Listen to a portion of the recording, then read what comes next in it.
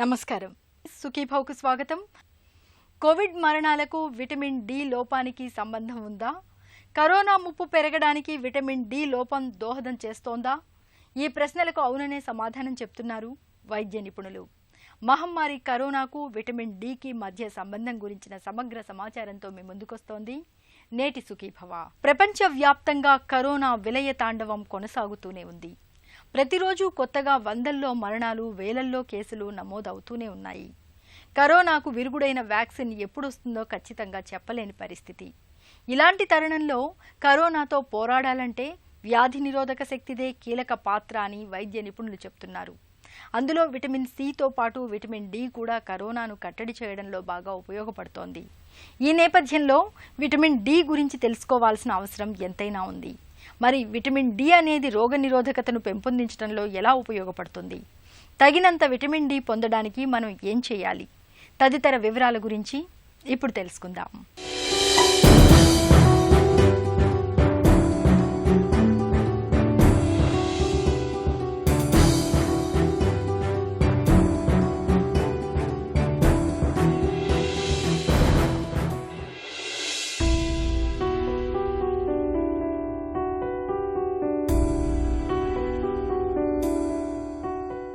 దాదాపు 150 మిలియన్ కిలోమీటర్ల దూరంలో సూర్యుడు ఉదయించగానే ఇక్కడ భూగోళం మీద జీవరాశి నిద్రమత్తు వదిలించుకుంటుంది. కొత్త చైతన్యాన్ని రెక్కలుగా తొడుక్కుని కార్యకలాపాలు ప్రారంభిస్తుంది. అంతెందుకు, ఈ భూమి మీద జీవకోటి ప్రాణంతో సజీవంగా ఉంది అంటే దానికి కారణం కూడా సూర్యుడే. సూర్యుడితో మన బంధం అంత బలమైనది. అయితే దురదృష్టవశాత్తు ఆ సూర్యుణ్ణి అశ్రద్ధ చేయడం వల్లే మనలో అనేక అనారోగ్య సమస్యలు వస్తున్నాయి అంటే చాలామంది విస్తుపోవచ్చు. కానీ ఇది నిజం. సూర్యరశ్మితో ముడిపడిన విటమిన్ డి లోపించడం వల్ల లెక్కలేనన్ని జబ్బులొస్తున్నాయని ఇటీవలి పరిశోధనలు వెల్లడిస్తున్నాయి. మన బాడీలో ఏ ప్రక్రియలు జరగాలన్నా విటమిన్లు అనేవి చాలా ఇంపార్టెంట్. అయితే ఈ విటమిన్స్ అన్నిట్లో కూడా మనం మోస్ట్ కామన్లీ విటమిన్ డి అన్నది చాలా తక్కువగా ఉండడం చూస్తున్నాం. లాక్డౌన్కి ముందే 100 మందిలో 75 నుండి 80% మందిలో విటమిన్ డి తక్కువగా ఉండడం చూస్తున్నాం. విటమిన్ డి అన్నది అది మన కాల్షియం, ఫాస్ఫరస్ మెటబలిజంలోనే కాకుండా కార్డియోవాస్కులర్ హెల్త్, న్యూరోమస్కులర్ హెల్త్, ఇమ్యూనిటీని రెగ్యులేట్ చేయడానికి, మాడ్యులేట్ చేయడానికి కూడా విటమిన్ డి అన్నది చాలా ఇంపార్టెంట్. ఇప్పుడు కరోనా పేషెంట్స్ వల్ల వస్తున్న డెత్స్లో చూసుకున్నట్టయితే వీళ్ళందరిలో కూడా సాధారణంగా విటమిన్ డి అన్నది తక్కువ సైడ్ ఉండడం చూస్తున్నాం. అండ్ సైటోకైన్ స్టార్మ్ అన్నది ఒకటి మన బాడీ రెస్పాన్స్ ఉంటుంది. ఇన్ఫెక్షన్ ఉంది అన్నప్పుడు సైటోకైన్స్ అన్నవి ఇమ్యూనిటీని ఎన్హాన్స్ చేయడానికి బాడీలోకి ఉత్పత్తి అవడం జరుగుతుంది. అయితే విటమిన్ డి అన్నది వాటిని రెగ్యులేట్ చేసి మాడ్యులేట్ చేస్తుంది. ఇప్పుడు ప్రాబ్లం వచ్చింది, ఇన్ఫెక్షన్ వచ్చింది, మన సైడ్ నుండి ఇమ్యూనిటీ సోల్డర్స్ అన్నది వెళ్ళి అటాక్ చేసి ఇన్ఫెక్షన్ పోయిందన్న తర్వాత ఆ అటాక్ అన్నది ఆగిపోవాలి. కానీ విటమిన్ డి లేకపోవడం వల్ల, తక్కువ ఉండడం వల్ల ఇమ్యూనిటీని రెగ్యులేట్ చేయడం, మాడ్యులేట్ చేయడం అవ్వట్లేదు. అందుకే వీళ్ళ లోపల ఉత్పత్తి అయిన సైటోకైన్స్ వీళ్ళ బాడీనే డ్యామేజ్ చేస్తున్నాయి. అంటే మన లోపల ఉత్పత్తి అయిన సైటోకైన్స్ ఎప్పుడైతే లంగ్స్ని అటాక్ చేస్తాయో బ్లడ్ వెజల్స్ నుంచి లీక్ అయ్యే ఛాన్సెస్ ఉంటున్నాయి, బ్లడ్ క్లాట్స్ ఫామ్ అయ్యే ఛాన్సెస్ ఉంటున్నాయి, ఇమ్యూనిటీ అన్నది ఆర్గన్ డ్యామేజ్ అయిపోవడం చూస్తున్నాం. మన శరీరంలో అసలు విటమిన్ డి ఎట్లా ఫామ్ అవుతుంది అని అందరూ అడిగినప్పుడు బేసిక్గా ఈ అల్ట్రావైలెట్ బీ రే ఎప్పుడైతే చర్మం కింద ఉన్న 7-హైడ్రాక్సీ కొలెస్ట్రాల్ని యాక్టివేట్ చేయడం జరుగుతుందో అది ప్రోవిటమిన్ డి3 కిందికి కన్వర్ట్ అవుతుంది. ఇది లివర్లో ఒక సింగిల్ హైడ్రాక్సిలేషన్ ప్రాసెస్ అయిన తర్వాత కిడ్నీలో సెకండ్ హైడ్రాక్సిలేషన్ ప్రాసెస్ అయిన తర్వాత అది యాక్టివ్ విటమిన్ డి కింద మారడం జరుగుతుంది. ఇప్పుడు యాక్టివ్ విటమిన్ డి ఏదైతే ఉందో దానివల్లనే ఈ ప్రక్రియలన్నీ బాడీలో జరిగేవన్నీ ఫాస్ట్గా జరగడం అన్నది చూస్తాం. అయితే దీని హాఫ్ లైఫ్ 4 hours మాత్రమే. సో దీన్ని మనం మెజర్ చేసినా ఇది అక్యురేట్ రిజల్ట్స్ మనకు చూపెట్టదు. మనం 25 హైడ్రాక్సీ విటమిన్ డిని ఎప్పుడైతే మెజర్ చేస్తామో అది మన బాడీలో ఎంత విటమిన్ నిల్వ ఉందన్నది కూడా మనకు అది చూపెట్టడం జరుగుతుంది. దీన్ని బేస్ చేసుకొని మనం ట్రీట్మెంట్ ఇస్తాం. అయితే దీని హాఫ్ లైఫ్ కూడా 2 వారాలు. సో 2 వారాల్లో దీని లెవెల్ కూడా చేంజ్ అయిపోతూ ఉంటుంది. పాత రోజుల్లో కేవలం విటమిన్ డి అంటే ఎముకలు విరగకుండా, రికెట్స్ అనే వ్యాధి రాకుండా కాపాడుతుంది అని మాత్రమే తెలుసు. కానీ నిదానంగా ఎన్నో శాస్త్రీయ అధ్యయనాలు జరిగే కొద్దీ విటమిన్ డికి ఆరోగ్యానికి ఉన్నటువంటి ప్రాముఖ్యత చాలా ఎక్కువని తెలియవస్తోంది. 30 ఏళ్ల ముందు విటమిన్ డి టెస్ట్ చేయడం అనేది చాలా ల్యాబ్స్లో ఉండేది కాదు. కానీ ఈరోజు గ్రామీణ ప్రాంతాల్లోని డాక్టర్లు కూడా విటమిన్ డి టెస్ట్ చేయించి అవసరమైన బిళ్లలిస్తున్నారు. అసలు విటమిన్ డి అనేది ఎక్కడి నుంచి వస్తుంది? విటమిన్ డి దాదాపు 80% మన చర్మంలోనే తయారవుతుంది. దీనికి సమృద్ధిగా లభించే సూర్యరశ్మి అవసరం. మిగిలిన 20% విటమిన్ డి ఆహారం ద్వారా లభిస్తుంది. రెండింటినీ కలిపి శరీరానికి ఉపయోగపడే విటమిన్ డి3 లాగా శరీరం తయారు చేసి తన అవసరాలను తీర్చుకోవడానికి వాడుకుంటుంది. సన్లైట్లో కూర్చున్న స్పెసిఫిక్ టైంలో కూర్చుంటేనే అది విటమిన్ డి సింథసిస్కి హెల్ప్ చేస్తుంది. అది ఎప్పుడు ప్రొద్దున 9 గంటల నుంచి మధ్యాహ్నం 3 గంటల వరకు సన్ ఎప్పుడైతే బ్రైట్గా ఉంటుందో ఆ ఎండలో కూర్చుంటేనే విటమిన్ డి సింథసిస్ అన్నది అవుతుంది. అండ్ ఇందులో కూడా స్పెసిఫిక్ యూవీ బీ రేస్ అని, అల్ట్రావైలెట్ బీ రేస్ అని ఒక particular wave length 280 to 350 nanometres అని ఆ పర్టికులర్ రేకి ఎక్స్పోజ్ అవుతేనే స్కిన్ అప్పుడు విటమిన్ డి సింథసిస్కి అది హెల్ప్ చేస్తుంది. అయితే ఇప్పుడు మనం చేస్తున్న చాలా స్టడీస్లో మనకి ఏం తెలుస్తుందంటే అర్బన్ పాపులేషన్ అంటే సిటీ పాపులేషన్లో ఉండే వాళ్ళల్లో ఇక్కడ పొల్యూషన్ చాలా ఎక్కువైపోయి కెమికల్స్ ఎయిర్లో చాలా ఎక్కువ అవడం వల్ల అసలు ఆ యూవీ బీ రే అన్నది కింది దాకా రావట్లేదు అసలు. సో ఇప్పుడు సిటీ ఎన్విరాన్మెంట్లో ఉన్నప్పుడు ఎండలో కూర్చుంటే డీ కన్నా కూడా స్కిన్ డిసార్డర్స్ వచ్చే ఛాన్సెసే ఎక్కువ. ఈ అల్ట్రావైలెట్ బీ రేస్ ఇవి ఎంత సెన్సిటివ్ అంటే ఒక 1 mm గ్లాస్ని కూడా ఇవి పెనిట్రేట్ చేయలేవు. ఇప్పుడు చాలామంది చెప్తారు ఇంట్లో కూర్చుంటున్నాము మా విండో నుంచి ఎండ వస్తుంది అని చెప్పేసి, కానీ గ్లాస్ని కూడా ఈ బీ రే పియర్స్ చేయలేదు. కాబట్టి ప్రాపర్గా ఎండలో కూర్చోవాలి. అండ్ ఇంకోటి ఎంతసేపు కూర్చోవాలి అన్నది ఎవరికి ప్రాపర్గా అవగాహన ఉండట్లేదు. సో ఇప్పుడు తెల్లగా ఉండే వాళ్ళు 20 to 25 minutes ఎండలో బ్రైట్ రెడ్ సన్లైట్లో కూర్చుంటే సరిపోతుంది. అది కూడా వారానికి 2-3 రోజులు కూర్చుంటే చాలు అని స్టడీస్ చెప్తున్నాయి. లేదు ఇంకొక వే ఎట్లా తెలుసుకోవాలి, తెల్లగా ఉండే వాళ్ళకి ఎండలో కూర్చుంటున్నారు ఆ స్కిన్ కొంచెం బర్న్ అవుతుంది పింక్ అవుతుంది అన్నప్పుడు ఇంకా చాలు లోపలికి వెళ్ళండి అని దాని అర్థం.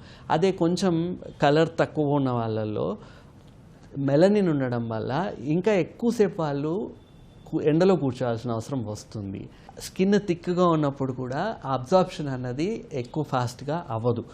అండ్ వీళ్ళు కొంచెం ఎక్కువసేపు కూర్చోవాలి, ఒక 35 to 40 minutes దాకా వీళ్ళు ఎండలో కూర్చోవాలి.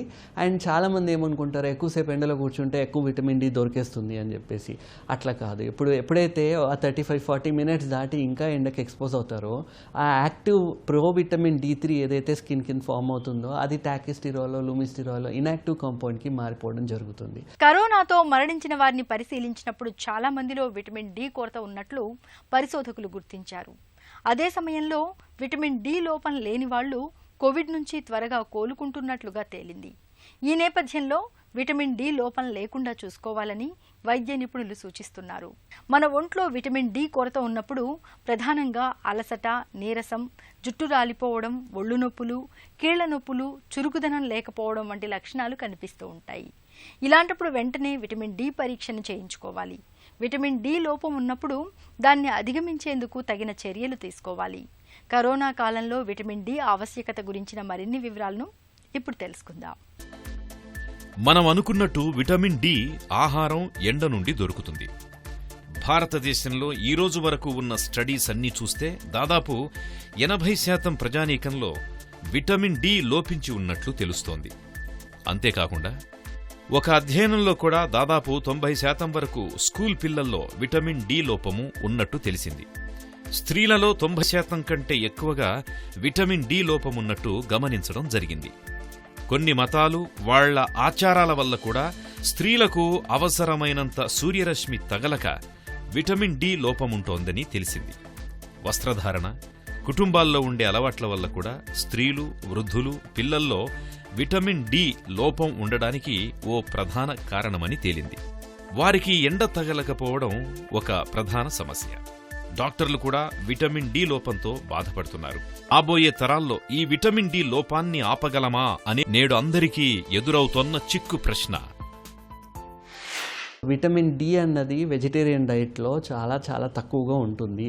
ఇప్పుడు మిల్క్లో అయినా ఫోర్టిఫైడ్ మిల్క్ ఉంది, సీరియల్స్ ఫోర్టిఫైడ్ ఉన్నాయి. ఇప్పుడు మీరు ఏదైనా తీసుకుంటున్నారు దాంట్లో విటమిన్ డి యాడ్ చేసింది ఉంది అంటే అందులోంచి మీకు విటమిన్ డి రావచ్చు.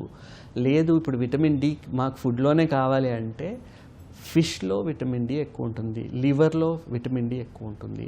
ఆ ఫిష్లో కూడా చిన్న సైజ్ ఫిషెస్ తీసుకుంటే హెల్ప్ అవ్వదు.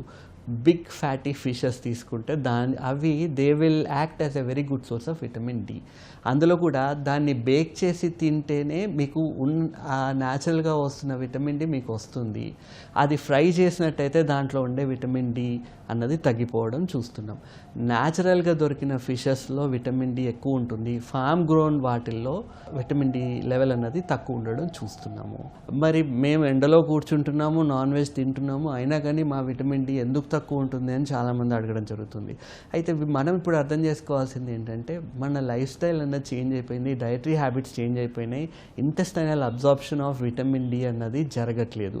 అండ్ ఇంకోటి విటమిన్ డి నార్మల్గా ఎంతవరకు ఉండాలి ఇంకొక క్వశ్చన్. దీంట్లో 32 నానోగ్రామ్స్ పర్ ఎంఎల్ కన్నా ఎక్కువ విటమిన్ డి ఉన్నప్పుడు రక్తంలో ఆ కాల్షియం అబ్జార్ప్షన్ అయినా ఏదైనా మెటబాలిజం బోన్ స్ట్రెంత్ అయినా కరెక్ట్గా ఉండడం మనం చూస్తున్నాం. ఎక్కువ ఇప్పుడు కొంచెం తక్కువ ఉంది, 20-30 మధ్యలో ఉంది, దాన్ని మనం ఇన్సఫిషియన్సీ అంటాం. 20 కన్నా తక్కువగా ఉంది డెఫిషియన్సీ అంటాం. 10 కన్నా తక్కువ ఉంది, 5 కన్నా తక్కువ ఉంది అంటే సివియర్ డెఫిషియన్సీ అని చెప్పుకోవడం జరుగుతుంది. అయితే ఇట్లా ఎక్కువ రోజులు విటమిన్ డి డెఫిషియెంట్ స్టేట్స్లో ఉన్నప్పుడు విటమిన్ డి రిసెప్టర్స్ అన్నవి బాడీలో డ్యామేజ్ అయిపోవడము లేతే ఇన్సెన్సిటివ్ అయిపోవడం మనం చూస్తున్నాం. సీజన్ను బట్టి మన ఆహారాన్ని మార్చుకోవాలి. వర్షాకాలం, చలికాలం, ఎండలో తిరగని రోజుల్లో విటమిన్ డి సమృద్ధిగా ఉండే ఆహారాల్ని తినాలి. వేరే దేశాల్లో చూడండి, యూరప్లో చలికాలంలో ఎక్కువగా వెన్న తింటారు, గుడ్లు కూడా ఎక్కువగానే తింటారు. మనకు అలవాటైన ఆహారాన్ని తినకపోవడం, ఆహారపు అలవాట్లను గజిబిజిగా మార్చిపారేయడం, సమతులాహారం తినకపోవడం వల్ల విటమిన్ డి లోపంతో పాటే విటమిన్ బి12 లోపం కూడా వస్తోంది. రక్తహీనత కూడా వస్తోంది. కాల్షియం తగ్గి ఎముకల సమస్యలు వస్తున్నాయి. అలాగే మద్యపానం అలవాటు వల్ల కూడా మనం తినే ఆహారంలో లభించే అన్ని రకాల ఖనిజ లవణాలను గ్రహించే శక్తిని తగ్గించేస్తుంది. మీరు ఆల్కహాల్నన్నా మానేయాలి, లేదంటే అదనంగా విటమిన్ సప్లిమెంట్స్ అన్నా తీసుకోవాలి, అది కూడా డాక్టర్ సమక్షంలో. ఇది కాకుండా కడుపు, పేగుల్లో కొన్ని జబ్బులతో బాధపడేవాళ్లు ఉంటారు. అల్సరేటివ్ కొలైటిస్, మాలా absorption syndrome, lactose intolerance, gluten intolerance, food intolerance, వీటన్నింటి వల్ల కూడా మన శరీరంలో ఇంకాల్సినంత స్థాయిలో విటమిన్లు ఇంకవు. కాలేయం, మూత్రపిండాల వ్యాధులుంటే కూడా విటమిన్ డి బాగా తగ్గిపోతుంది. ముఖ్యంగా ముసలివాళ్లలో, డయాలసిస్ మీద ఉన్నవారిలో, ఫ్యాటీ లివర్ ఉన్నవాళ్లలో, కామెర్లున్నవారిలో, తరచుగా స్టెరాయిడ్స్ తీసుకునేవారిలో, కడుపులో గ్యాస్, అల్సర్లు ఉన్నవారిలో విటమిన్ డి లోపం కనిపిస్తుంది. విటమిన్ డికి ఇమ్యూనిటీకి ఉన్న సంబంధం ఏంటి అని అయితే ఇమ్యూనిటీకి innate immunity and adaptive immunity అని ఉంటాయి బాడీలో.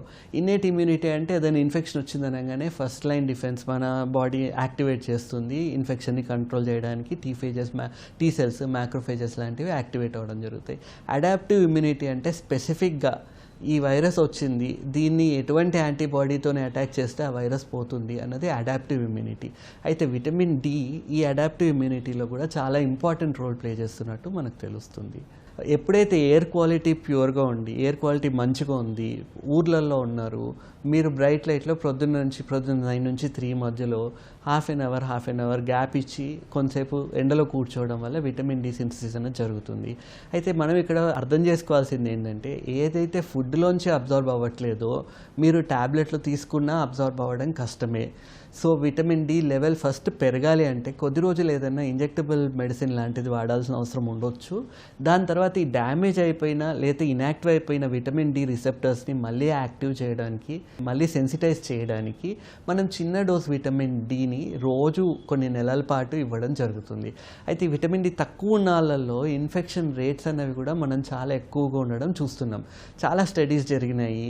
ఆ స్టడీస్ అన్నిట్లో ఏంటి, పిల్లలకి చిన్న డోస్ విటమిన్ డి ప్రతిరోజు ఇవ్వడం జరిగింది. ఒక 3 నుంచి 4 నెలల వరకు ఇచ్చినప్పుడు వీళ్ళల్లో రెస్పిరేటరీ ట్రాక్ ఇన్ఫెక్షన్స్ అన్నవి తగ్గిపోవడం సిగ్నిఫికెంట్గా చూడటం జరిగింది. ఇప్పుడు జపాన్లో స్టడీలో ఎప్పుడైతే ఒక 17 వీక్స్ దాకా కంటిన్యూస్గా small dose of vitamin D ఇచ్చారో 42% ఇన్ఫ్లుయెన్జా రావడం తగ్గిపోయింది అని స్టడీస్ చూపిస్తున్నాయి.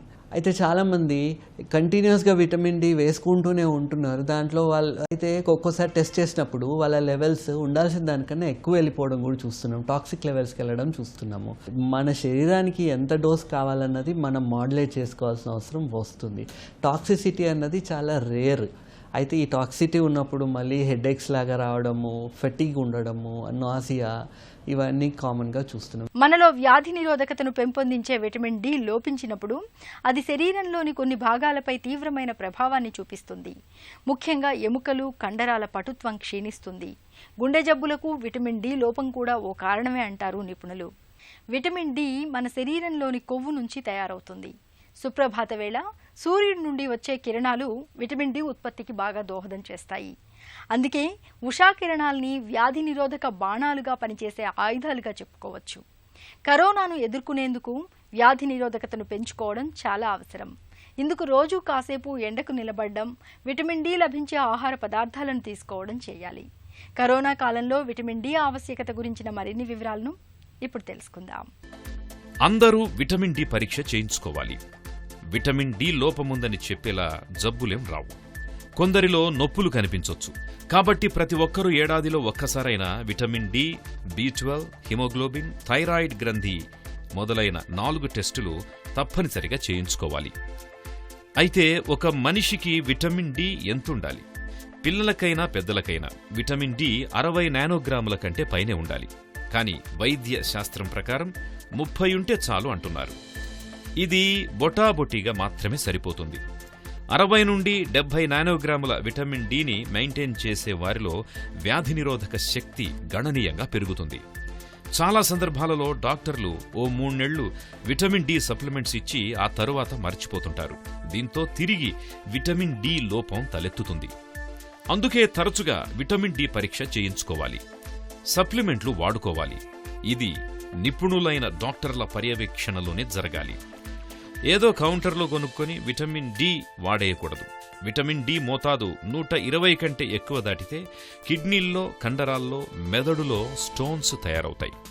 విటమిన్ డి ఇంజెక్షన్లు అవసరమా అని అడుగుతుంటారు. ఇంజెక్షన్లు 6 లక్షల యూనిట్లు కలిగి ఉంటాయి. టాబ్లెట్లు మాత్రం 6,000 యూనిట్లను కలిగి ఉంటాయి. ఇంజెక్షన్ల కంటే మాత్రలే మంచివి. విటమిన్ డి ఎక్కువైపోయిన వాళ్ళల్లో క్యాల్సిఫికేషన్ ఆఫ్ బ్లడ్ వెజల్స్ అవ్వడము, లేతే కిడ్నీ స్టోన్స్ ఎక్కువ ఫామ్ అవ్వడం అన్నది చూస్తున్నాము. సో ఏదైనా మనం ఇప్పుడు సప్లిమెంట్స్ తీసుకుంటున్నట్టయితే గుడ్డిగా ఇంత తీసుకుంటే ఇంత పెరుగుతుంది అని లేదు. కాబట్టి రిపీటెడ్గా దాన్ని టెస్ట్ చేసి చూసుకోవాల్సిన అవసరం ఉంది. అట్లీస్ట్ ఒక 1 ఇయర్లో మనం 3 to 4 టైమ్స్ చేపిస్తే మన బాడీలో విటమిన్ డి రిక్వైర్మెంట్ ఎంత ఉంది అన్నది మనకు అర్థమవుతుంది. దాని తర్వాత ఇయర్లీ 1 or 6 monthsకి ఒకసారి చేసుకొని చూసుకుంటే సరిపోతుంది. అయితే ఇప్పుడు వింటర్ సీజన్లో, రెయినీ సీజన్లో సన్లైట్ అన్నది తగ్గిపోతుంది. కాబట్టి ఆ విటమిన్ డి రిక్వైర్మెంట్ అన్నది బయట నుంచి ఇంక్రీజ్ చేయాల్సిన అవసరం ఉంటుంది. చాలా రకాల క్యాన్సర్స్ కూడా విటమిన్ డి డెఫిషియన్సీ ఉండడం వల్ల వస్తున్నట్టు గుర్తించాం. సివియర్ డెఫిషియన్సీ ఉన్నప్పుడు వీళ్ళలో breast cancer, ovary cancer, prostate and colon cancers లాంటివి ఎక్కువగా చూస్తున్నాం. మంచి adequate level of vitamin D ఉంది, more than 30 nanograms/ml vitamin D ఉన్న వాళ్ళల్లో రికవరీ అన్నది చాలా ఫాస్ట్గా చూడడం జరుగుతుంది. వీళ్ళల్లో రేట్ ఆఫ్ ఇన్ఫెక్షన్స్ అన్నవి చాలా తక్కువగా చూస్తున్నాం. అది ఇప్పుడు పెద్ద వయసు వాళ్ళు ఉంటారు, అడిక్వేట్గా విటమిన్ డి లేదు అన్నప్పుడు వాళ్ళలో ఇన్ఫెక్షన్స్ రావడం కానీ కోలుకోవడానికి ఎక్కువ టైం పట్టడం జరుగుతుంది.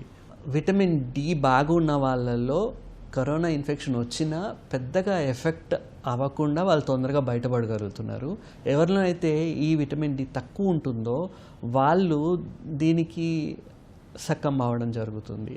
ఇప్పుడు ఉన్న పరిస్థితిలో మరి విటమిన్ డిని ఏం చేయడం, ఎట్లా మనం కాపాడుకోవడం అని అడిగినప్పుడు మీకు ఒకవేళ స్వచ్ఛమైన సన్లైట్ దొరుకుతుంది, కూర్చోవడం ప్రాక్టీస్ చేయండి, ఎండలో కూర్చోవడం అలవాటు చేసుకోండి. లేదు మీరు ఉన్న ప్లేస్లో పొల్యూషన్ చాలా ఎక్కువ ఉంటుంది, సన్లైట్ మీద మీరు డిపెండ్ అవ్వలేరు అన్నప్పుడు విటమిన్ సప్లిమెంట్స్ తీసుకోవడం బెటర్. ఏ డోస్ తీసుకోవాలన్నది మీ డాక్టర్ని అంటే వాళ్ళు ప్రిస్క్రైబ్ చేస్తారు. ఆ కొద్ది ఇప్పుడు కరోనాతోని ప్రాబబ్లీ నెక్స్ట్ 6 months 1 year మనకు తెలియదు ఇంకెన్ని రోజులు ఈ పరిస్థితి ఉంటుందన్నది.